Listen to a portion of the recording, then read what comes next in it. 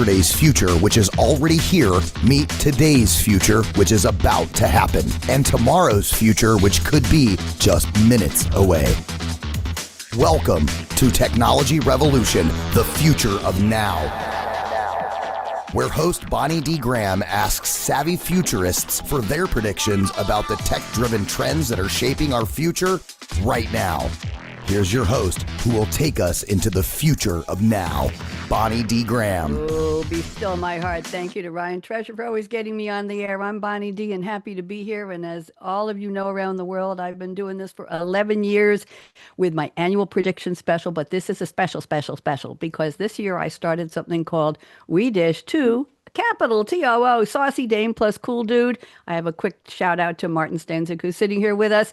And I asked his permission to call really smart, savvy, interesting, fascinating, high achieving men dudes. And he said, yeah, dudes is okay. So if all of you don't like dudes, you could. So these gentlemen here you see are among my Hall of Fame dudes. And this year I've decided to kick off the annual prediction series with a dude special. There you go. And you know what?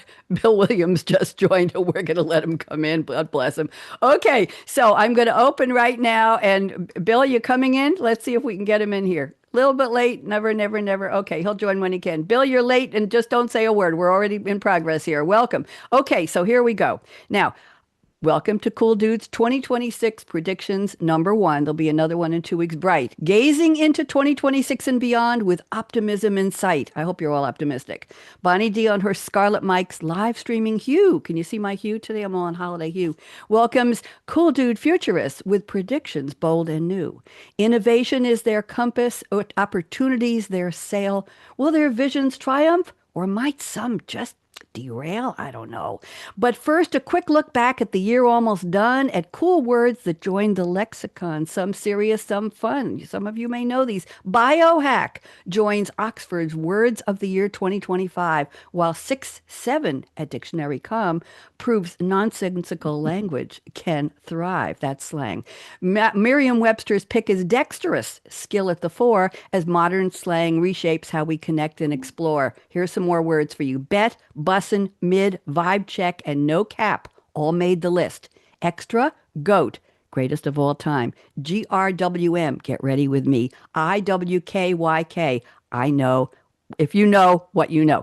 Spill the tea, not to be missed. So raise your Java, your Jack, your Dom, or your Earl as my Cool Dudes predictions special. The future will unfurl. We'll continue on December 17th. Just mark the date when more Cool Dudes will join, so don't be late. And now, today's futurists, a bold, brilliant force. No pressure, guys. Here to unveil predictions, charting tomorrow's course. With visions sharper than Van Halen's blazing guitar riff, my Cool Dudes each take the mic. Smart, fierce, and terrific. No pressure. Okay, we're going to kick this off. I will read a very brief bio for you, and it's your turn. Martin's up first. Martin, here we go. Martin came to the U.S. to work for weeks, or so he thought. Now, 25 years later, smart tech innovation he has wrought. A pilot, a baker, a biker, beehives thriving at his Mount Rainier place. He just launched Alpha Oak to help utilities elevate their space. Martin, I'm putting you on speaker view. How do you like that? Go ahead. We're ready for your predictions. Good. Go. I think that will be my next bio introduction. There you go. It's copyrighted. I'll sell it to you, but it's a discount because I like you. Go ahead. I could add another prediction, though, that I don't think I will ever get used to the abbreviations, even though I grew up in Germany and we abbreviate the heck out of everything. So let's get real. So the one big prediction I have is that IT service providers, just like ourselves, will reduce implementation efforts by up to 25%, primarily due to AI enablement. So we've seen this coming, and we've talked about it in some prediction shows before. Just let me sort of give you the cornerstones of what we're seeing. And we're sort of in the prediction and or almost reality mode. I think what we're finding is that companies now will relax their usually very conservative AI policies in order to be able to get the benefits that everybody is sort of putting out there. I think what we have seen in the past is that there were very restrictive policies that sort of prevented us as service providers actually to get them the benefits and actually use the tools that are available out there. Documents are already written based on recordings, so we're already there, but it will go even further in the future. The documents will be much better qualities. Information will be synthesized into consumable pieces. Especially when we're talking about requirements gathering, I think we'll go much further than where we are right now. Code is already written, but I think we'll get better and better at sort of taking it really from descriptive requirements documents to end all code. At the moment, we're somewhat in the middle of the development, but we'll take it further. And then I think what will dramatically change is the concept of why do we even do any code or solution documentation? Because it will be an ongoing change in those solutions, in the code itself. And I think where we will get to and where we almost are already is where you can just hit a button and get the documentation for whatever that solution is in your own language in real time based on what's actually there, rather than a document that was stored 65 years ago, which is not updated at all anymore. So that's sort of the first big one. The other one is sort of on the tail end of that. Working with utilities, we see what AI does to the utility business. The AI compute capacity that is needed is driving a phenomenal demand for data centers, which in turn then requires a huge amount of energy. So what I predict is that, even though energy providers are, creating more capacity, nuclear power plants are reestablished or not going off the grid, additional capacity comes online, but nobody can sort of create capacity fast enough for all the data centers to be popping up around the country. So my prediction there is that on the compute energy consumption side, we will see some sort of dramatic improvement. Apple has done something a few years ago where they sort of drove down energy consumptions for machines, and I think we will find that in GPUs in the next 3 to 5 years, because the dramatic increase in energy consumption is just not doable. At some point in time, we're peaking out, and we can't build generation facilities fast enough. So those were my two big ones, and with that, I hand it back to you, Bonnie. Thank you so much. Very, very interesting. And Martin, before you leave, you're going to wave and we'll do what your favorite holiday drink is. You can't stay for the whole show. Thank you. Let's go on. Cool dude number 2 is Eric Simone. Here we go. From Massachusetts to Chicago, Eric's dreams took flight. Not cars, but Apple II programming sparked his coding delight. Software builder, fashion, film producer, he has truly done it all. Then IoT and Edge called loud, Eric, Eric, and his Clearblade company answered the call. Welcome, Eric Simone. How'd you like that? That's great, Bonnie. Thank you. You're welcome. I'm putting you on speaker view. All yours. Yeah. Go. Well, I'm back to doing things that I know how to do as opposed to film and retail. So I'm Eric Simone, a CEO at Clearblade, and we are an AI, IoT, edge computing, connected digital twin software company. And look, I'm going to talk a little bit about AI. Why not? Because everybody does. But today, with all of the hype around AI, the majority of companies aren't realizing significant business value yet, right? There was a recent study from MIT that found 95% of enterprises deploying generative AI initiatives are seeing zero return on investment. And there's lots of different types of AI where we can add value, but there's a problem that I see that is we're going to start to solve here over the next year or so, which is these technologies, AI, narrow AI, Gen AI, machine learning, agentic AI, as well as edge computing, connected digital twins, and IoT. They all need not to be separate technologies. They need to be integrated into a solution for customers as opposed to customers building with all these different technologies. So we're at a convergent point right now where companies need to get value out of these systems, not spending years building and customizing. They must be integrated revenue generating solutions. So this is one of the problems we're solving today at Clearblade with a product called Intelligent Assets, where we combine AI, connected digital twins, edge computing, and IoT into a seamless software package. So then companies can focus on their specific business needs, their specific models, their specific connectivity needs, et cetera. So with this, we're seeing a shift Two, in AI, especially for industrial type companies where you want to move your AI models out of the cloud and to the edge. I've been saying for years that AI is the killer app for edge computing. There's lots of reasons to use edge computing, but pulling those models out of huge data centers and putting them in country, on device, running the models either right on the device or next to the device where the data is being generated is hugely valuable. It's also valuable for things like data privacy. There's lots of folks that don't want their data leaving their country. So when you use edge computing with AI, you can keep the data there. So you're seeing that shift, but it's, first we've got to be able to deliver the solution package to the customer that drives business value as opposed to building all this stuff up. So we're starting to see the movement into edge, but companies are still they're kind of crashing on that rock of, hey, I've got to use this vendor for edge, this one for IoT, this one for AI, and I now have to piece it together. You'll see companies, including Clearblade, put these things together in more consumable software packages. In general, let's talk a little bit about the dirty word, which is IoT. Notice people don't say it as much anymore. Why? I didn't know it was a dirty word. It's been around for so many years. They just don't say it anymore. That's all. Go ahead. Well, go ahead. But I see nodding heads. It's a dirty word. Why? Because it's really, really, really hard. I could probably add 10 more reallys there. And companies are struggling to get value out of their IoT initiatives because everybody's out there trying to reinvent the wheel.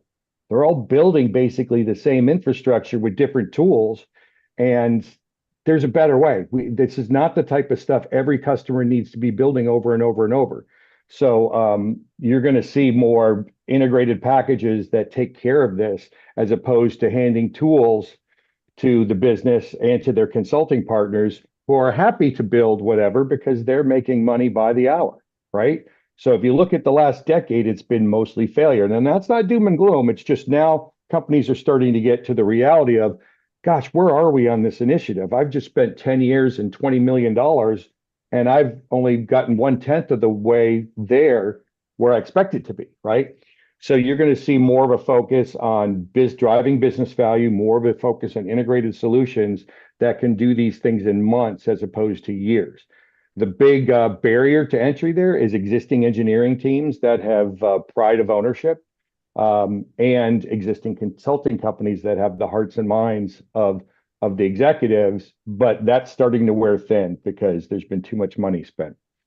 And then digital twins have been around again also for decades, but what's changing is the need for connected real-time digital twins. There's a big difference.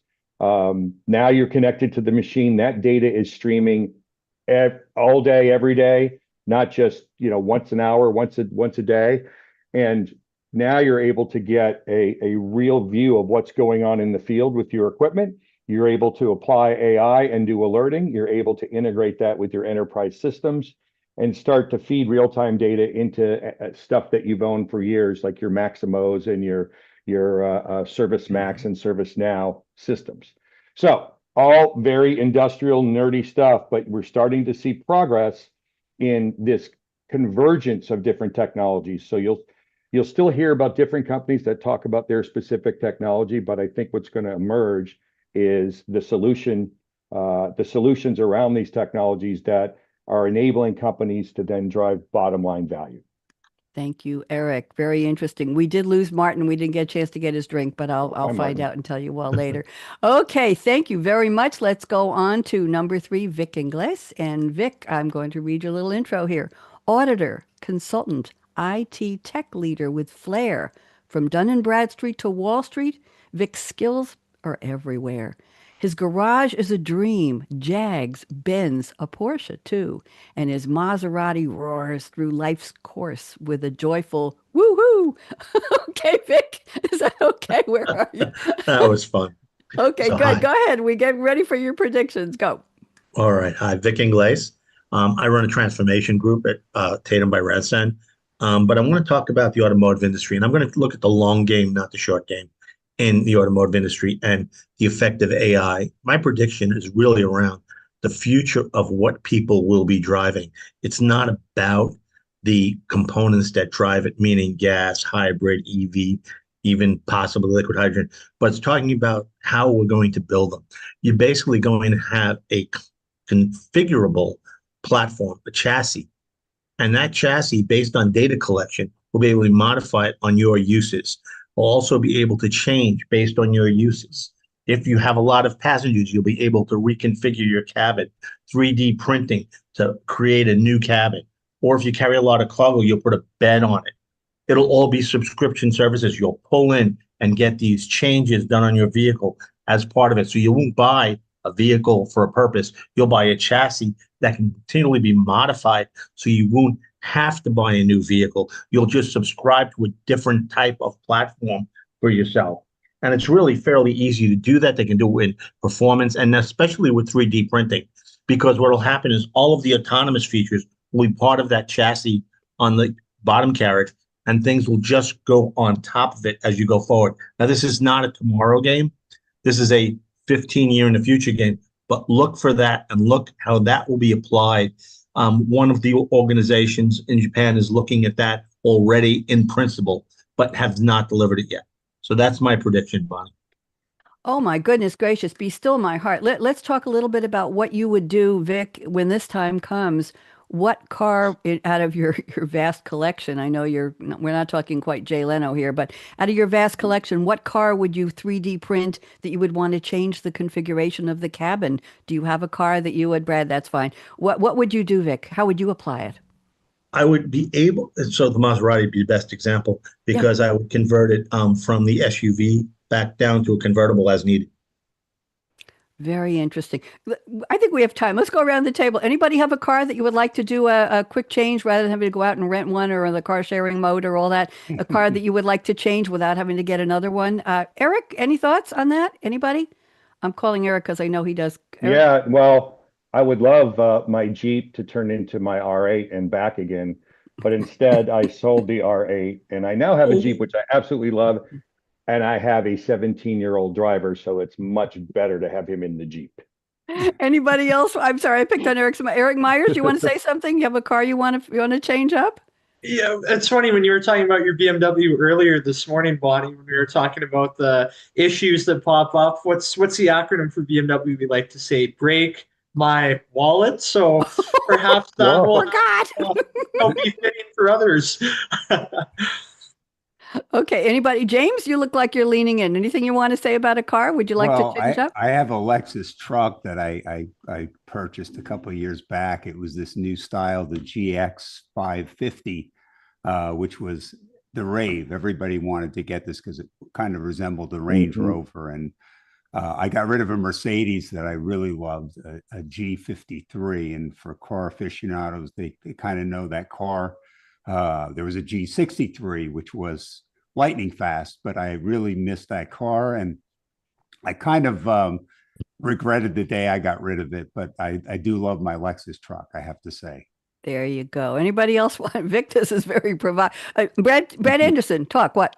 Yeah, I kind of feel like back in the day when you're going on a nice date, you can find out what your date's favorite color is, get that car printed, get the seats automatically designed for her dimensions. Be still, and then at the end of the date, you can just dissolve it and turn it into a truck that you need for work on Saturday or whatever, right? And then change it the next Saturday for the next girlfriend's color. Yeah, the next girlfriend, new color. Yeah. Well, what even works is you could get a girlfriend robot that matches the car. We're not going into plastics. Replace it with your robot so that you have time to do video games while your robot's on the date. No, I'm going to move on. I got to stay. That's what I needed in high school because I didn't have many dates. So. We're going to talk to Bob about that, I think. Bob could shed some light on those developments. I told you all you'll meet some really interesting people here. Okay, let's get back to our predictions. Bob Ficken is next. Bob, here's your intro. On April Fool's Day 78 was Bob's lawman path. It was when Bob's lawman path took start. A Berkeley marshal on duty when criminal schemes fell apart. He traded his badge for books, a bachelor's, a master's, a PhD in hand. Now ethics and AI instructor and Ask HR leader is Bob's new stand for 28 years. Bob, I hope you like that, and we're ready for you. Go. So I saw a clip just yesterday. You talk about hot news. Watched a video and a presentation on quantum computing. Quantum computing yesterday did the equivalent of human research that would take 26.4 billion years in 4 minutes. What? Wow. Which is going to be create huge opportunities for research into drugs to get rid of disease and medications and healthcare issues and all kinds of stuff. As you know, we've talked before, Bonnie, about the fact that AI research in one day did what human researchers couldn't do in 3 years and developed a blood test for dementia. So that's going to be huge. Second one, going to continue in education, which is my other thing that I do. And in July of this year, it hasn't got a lot of news for some reason, but let's see, make sure I get the names right. Microsoft, OpenAI, and Anthropic collaborated to provide training on how to bring AI into the classroom to 400,000 K-12 teachers across America. Mm. That's huge. You know, some of you haven't met me before, but I've been fighting for about 5 years now with universities to get them to quit banning AI and actually embrace AI and teach students how to use it and things like that they'll need to be able to do to have a job. And we're starting to make some headway, and this is going to be a big push in the right direction. That it? Well, I can always give you one more. Oh, I want one more. Come on, let's get another Okay. one. If you wear a hat, you're entitled to one more, right, Vic? Okay, here we go. Go, Bob. So in Japan and China, you thought that the cleaning robot I sent you, Bonnie, was cool. In Japan and China, they're already using robotic-like devices to cut hair. You select on the panel the haircut you want, stick your head in the hole, and it cuts your hair automatically. No. They have a nail machine that you put up a portrait or a photo on your phone of whatever you want painted on your nails, and it'll paint it on each nail. Go ahead. All right. Seriously? Wait a minute. About the haircut?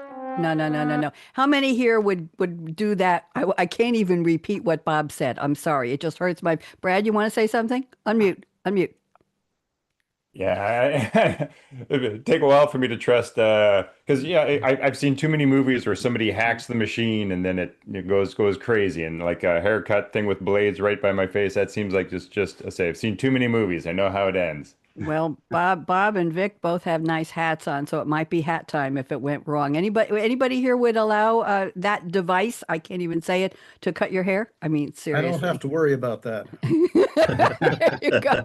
Oh my goodness gracious. Thank you, Bob. And the news about teaching teachers how to use AI and getting it incorporated in schools. It's here. It's not going anywhere. The question is, what do we do with it? And how do we keep it to allow us to be humans and be our best humans without anybody else's idea who we want to be. And I have to give a shout out to Pras Chatterjee, who's here today, because in this prediction special a couple of years ago, Pras was the first one on the lineup, and Pras said he just tried something called, everybody wait for it, everybody sitting down, seatbelts on. He just tried something called ChatGPT. And I made notes while he was talking, and I said, what is that? What are you talking about? And the next day I went out and tried it myself. And you all know who Sylvie is. Sylvie is my collaborator, and you know who she really is. And we do speak in French on a daily basis, and we send each other bisous, that's hugs and kisses and all that good stuff. So Pras, I owe that to you for getting me introduced to that part of AI. Thank you very much. Round of applause for Pras. Changed Bonnie's life. There you go. Thank you very much. They're all muted. You can't hear them.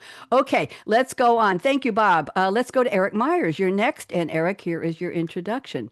In Edmonton, Alberta, Eric's love of learning began, and teaching at Mount Royal University shaped his career plan. Finance, economics, organizational behavior are his stride. Cars, travel, family joys, BMW to Sebring sweeten his ride. There you go. Eric Myers, welcome back. Putting you on speaker view. Let's have your predictions. Go. Thank you as always, Bonnie, and thank you to all our amazing, panel members today. Some fascinating predictions, some amazing areas as always. After thinking about this, the last little bit, as I always do for a lot of different things in life, I think it comes down to two main areas that I envision being really impacted by artificial intelligence in 2026 are the two biggest areas that I see, being greatly shaped, greatly perhaps changed, with this, increase in development and usage is kind of a piggyback to what Bob was mentioning with AI and other technological platforms being used to assist with certain types of medical testing. But I also think that artificial intelligence is going to be used even more for general medical inquiries.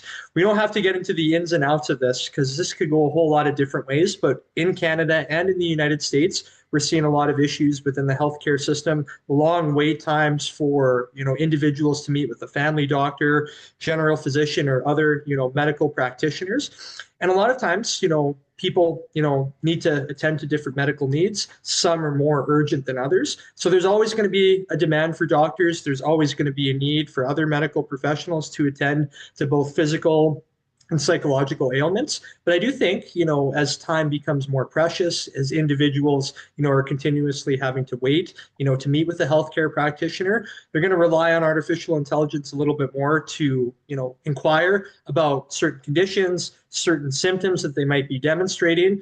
Not saying that that's going to lead to, the use of, home remedies and replace, medicines and pharmaceuticals, but I do think artificial intelligence is going to be used a lot more to inquire about people's medical needs, or if they're curious about how they're feeling, how they can navigate or treat certain ailments that aren't necessarily absolutely urgent or absolutely critical. I think that's the first prediction we'll see.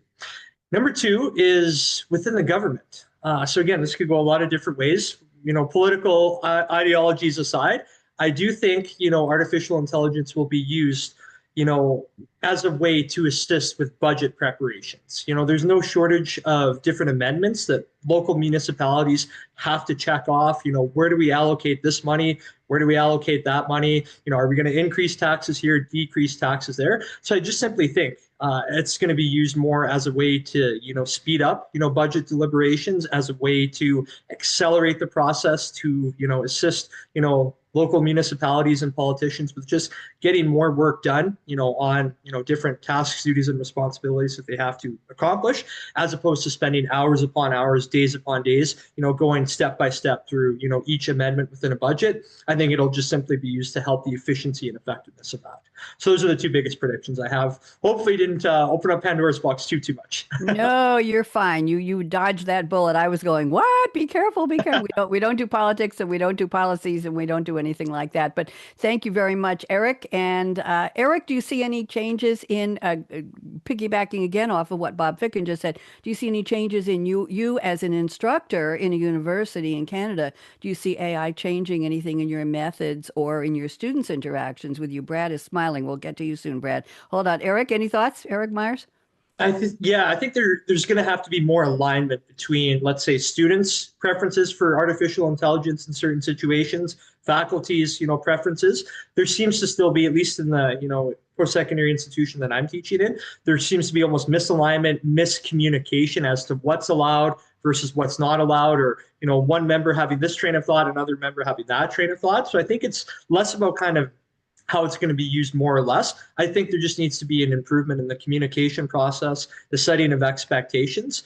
That to me, I think, is the biggest thing I hope we see in 2026 and beyond. Thank you. In the corporate world, we call that change management, right? Eric Simone knows that, and Vic knows that, and a lot of you know that. Change management process knows that, how when a big culture change, a corporate change is happening, you have to be able to manage it and figure who needs to be brought in and what the policy is going to be. Brad Anderson, you want to say anything about that, or you want to wait? Go ahead. I can wait. I'm a university prof too, and I was like, oh yeah, it's changed. It's changed the nature of the game. Yep. No doubt about Thank it. you. I saw you nodding. Okay. Thank you, Eric Myers. Let's go on to Pras. Pras Chatterjee is here. Here's your intro, Pras.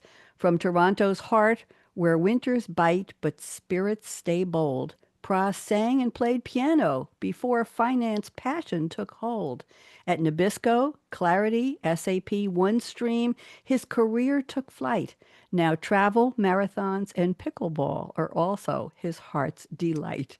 Pras, welcome back and go ahead, Pras. Ready for you. What are your predictions, please? Great. Thanks so much, Bonnie, for having me. And yeah, I've got some predictions. I think two I'm going to keep in my domain. One, I'm going to stray outside of it. But the first one I'm going to talk about is really about finance and AI coming together. That's a specialty I work in, how to make the office of CFO work better. I'm a CPA myself that now works as a product marketer. And I think what we're going to see all across the board, but especially in AI. And this is interesting to me because I've been trying to convince my daughter to go into accounting, and she's in grade 9 right now, and she wants nothing to do with it. And the other day she had to do a project on AI, and she came up to me and she said, look, accounting is the #1 job that's going to go away. And I want to make it very clear, absolutely not. AI is not going to be replacing jobs, especially accounting jobs.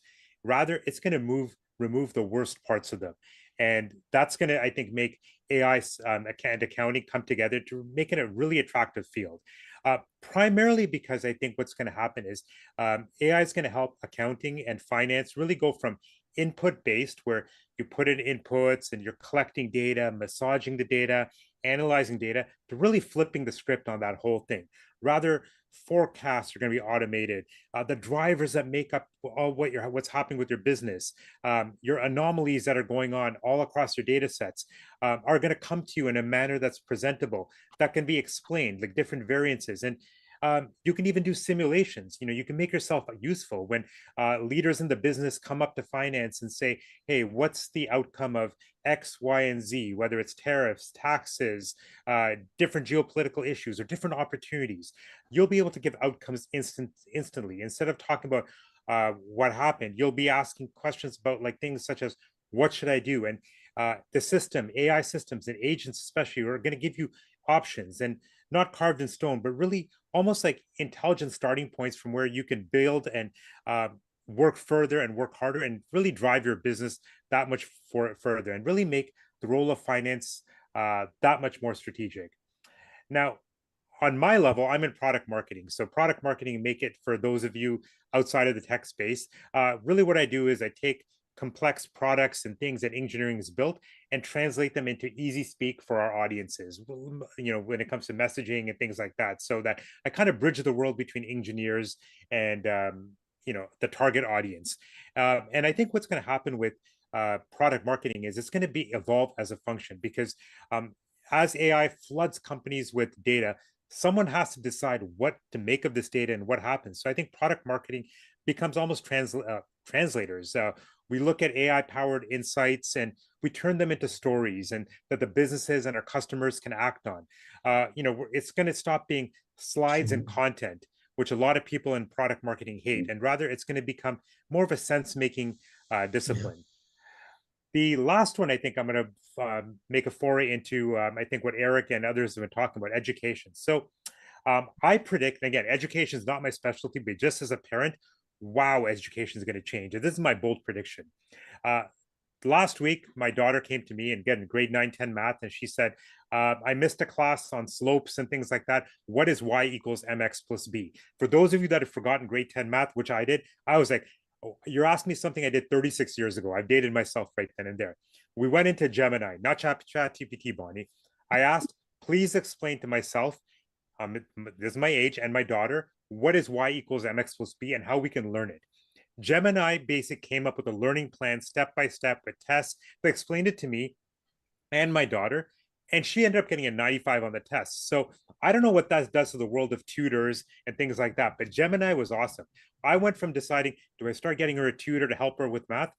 We're to the point where the tutor is in there automatically. It is there working with all of us. So just something to think about. That might be a disruptor.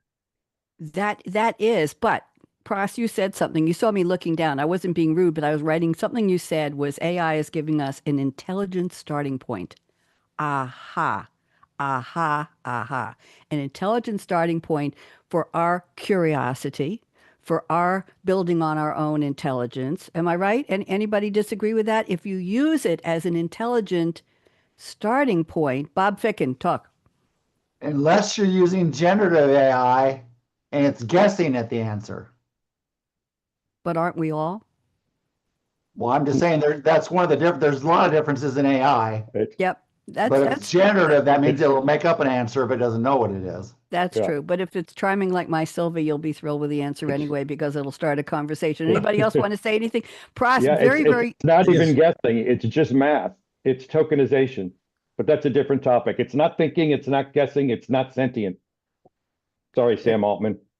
Okay. Which is why I say it's a starting point, right? So I appreciate that. I thought that was great. I want to put a little circle around that and copyright it for you.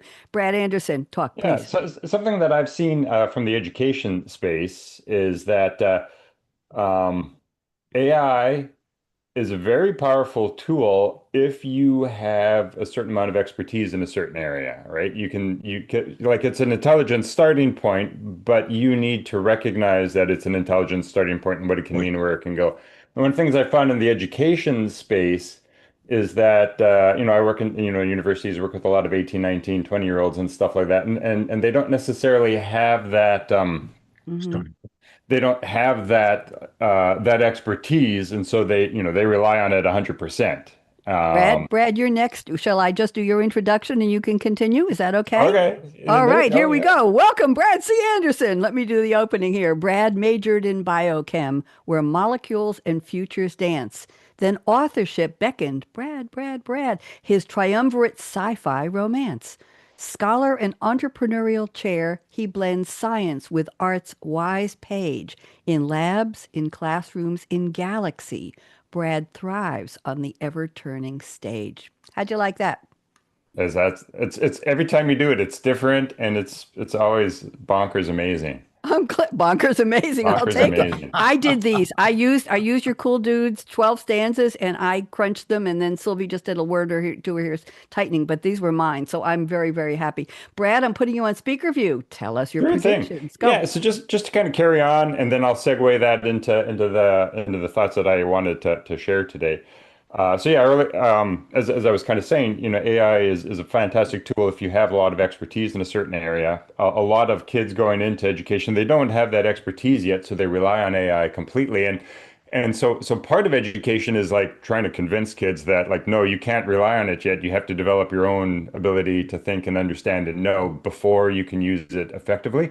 Because if all you do is you just enter in a query and outcomes and you just sort of copy paste the outcome, like, well, like nobody needs to pay you a salary for that. Like, I don't need to, like, you need to, like, what do you bring to the table that AI can't just replace, right?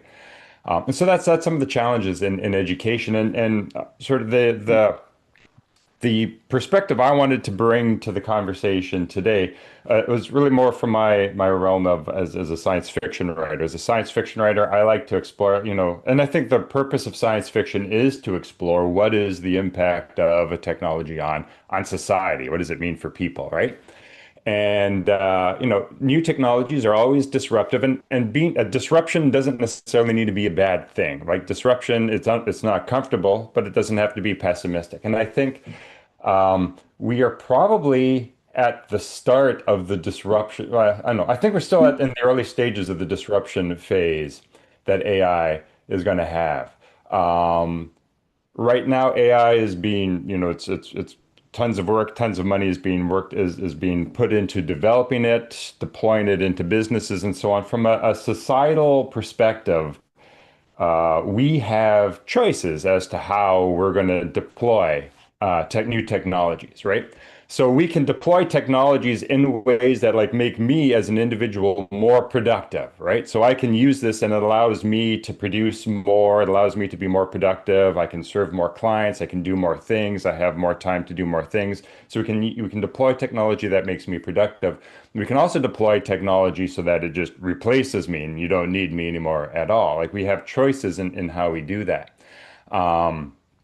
And for sure, when there's new technologies, there's going to be some jobs where it's like, yeah, we don't need that anymore. There's going to be some jobs where we're like, yeah, we absolutely need a human being for that. And there's going to be some jobs where we have a choice. We're like, we can choose as a society. What do we want to see? What do we want to do? A great example is art. We don't need humans to make music anymore. In the last year, we've already had 2 AI songs that have hit the Billboard top 100. Humans can't distinguish between human generated and AI generated music. So we're already at the stage where we don't need humans to make music anymore. But as a society, I think we get to choose. Like, do we want that? Like, do we want to have human-made music, or do like what is like we get to choose what is the role? Um, and so far, I think a lot of society's been kind of caught flat-footed because this is such an amazing technology with such huge implications, and we've just been kind of watching it unfold, and we don't really know how it is going to unfold. But I think my predictions for 2026 is that I think the technology has been around long enough now that we're starting to get a sense of the things it can do, and we're going to start as a society as a whole in different areas. We're going to be starting to ask questions about what is the way that we want to deploy this. Do we want to get rid of human musicians completely, or what's the role of human musicians? Do we want to get rid of the roles of accountants? What's the role of accountants, and so on and stuff like that. So I think that next year, 2026, we're going to start seeing more of those conversations with us wrestling. And I think that's a positive thing. I think if we don't have those conversations, then technology is just then we have no control. If we don't have those conversations, we have no control over how the technology is deployed.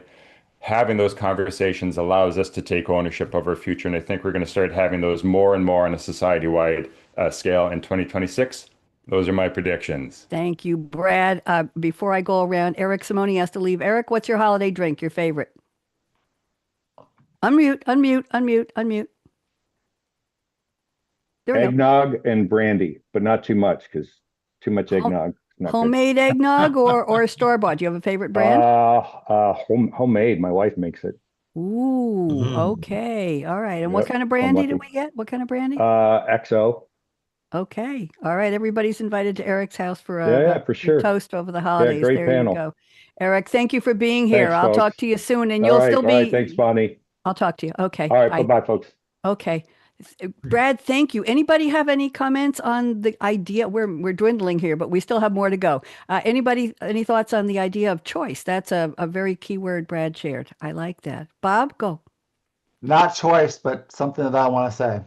Yep. Brief. For all teachers out there, university, K-12, whatever, if you're not teaching your students how to use AI, you're way behind the curve. Thank you very much. I'm going to move on. We're welcoming Bill Williams next. Bill, I'll read your little intro here. From Pennsylvania to Denver, Cali to Japan and back, Bill's clan moved like trains switching track.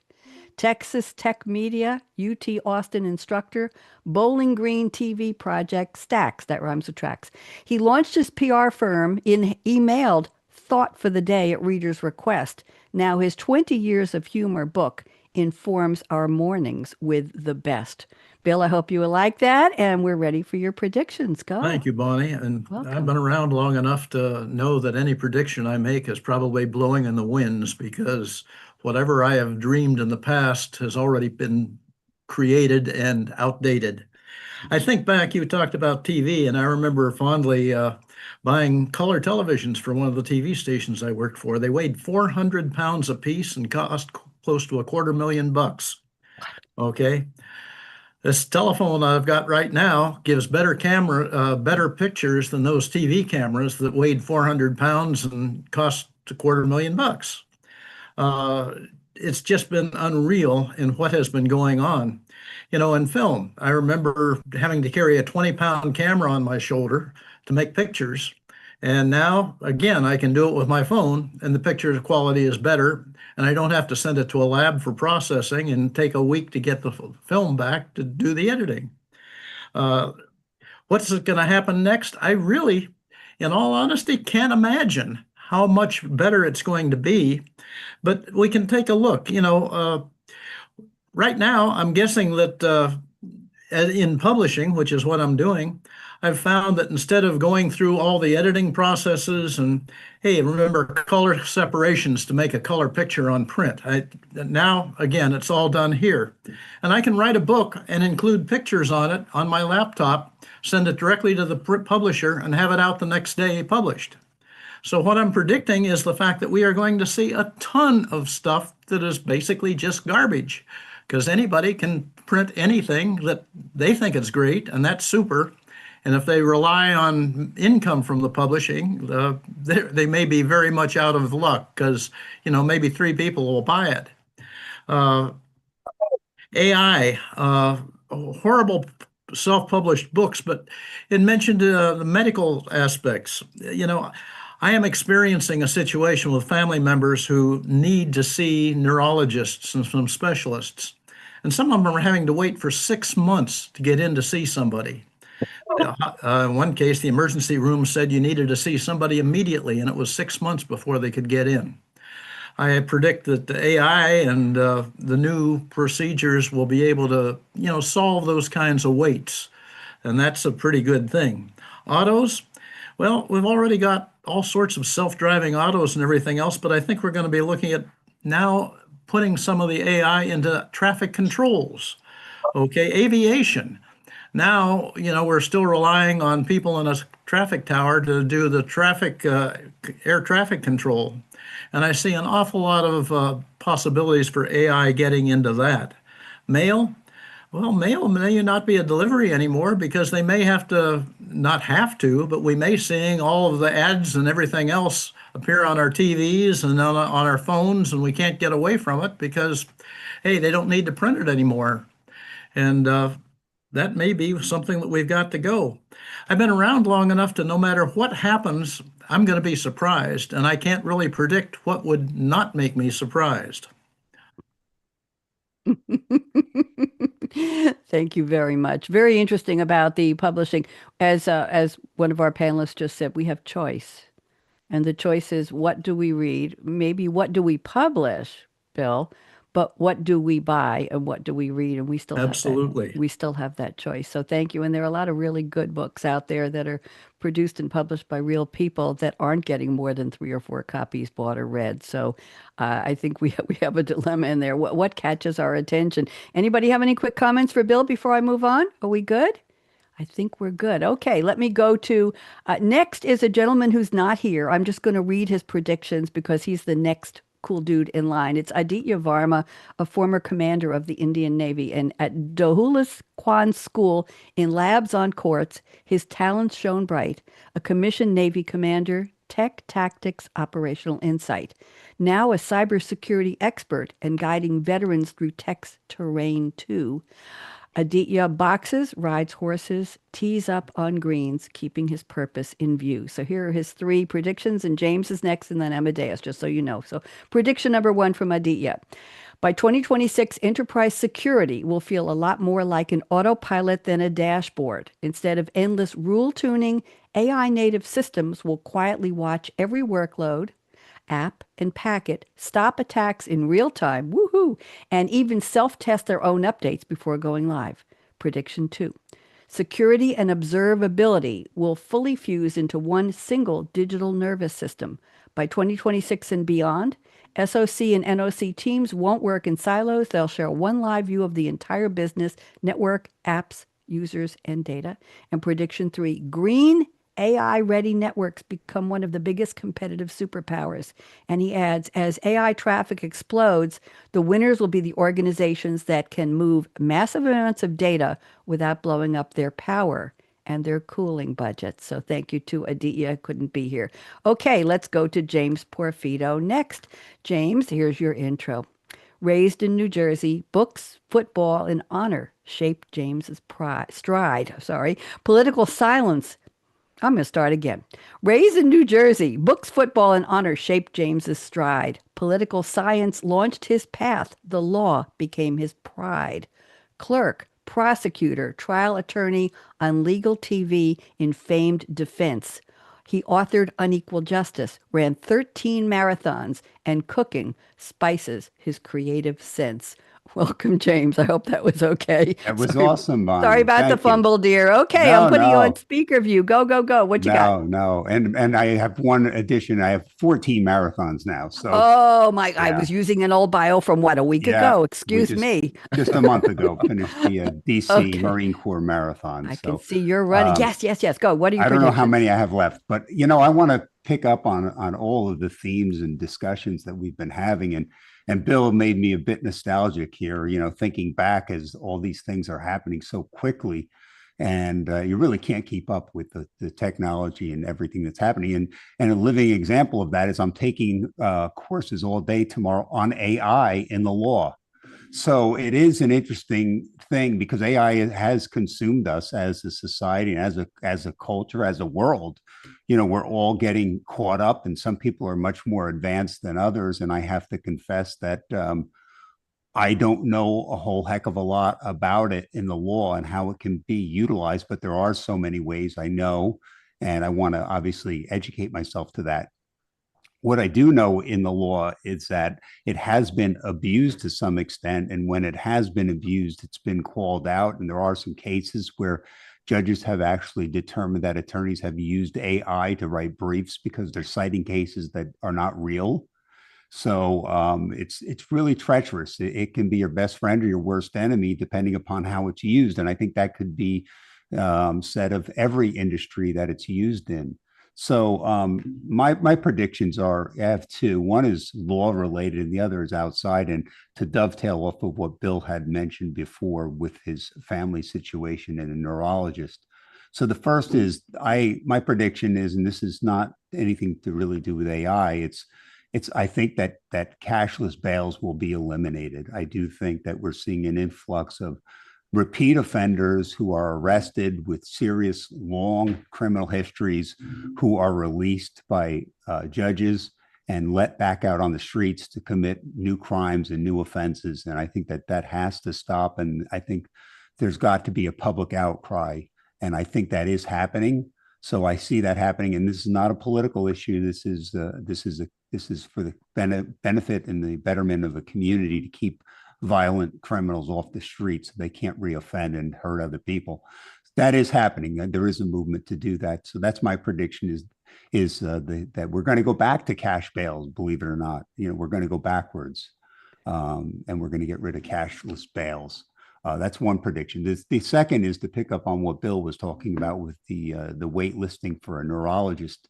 I personally have a situation with a family member as well, same situation, you know, and we actually had to consult with AI to determine the titration of a very powerful benzodiazepine medication to determine the best method to titrate down to reduce or eliminate a medication, because the neurologists weren't, quite frankly, there was a long wait to see them, number one.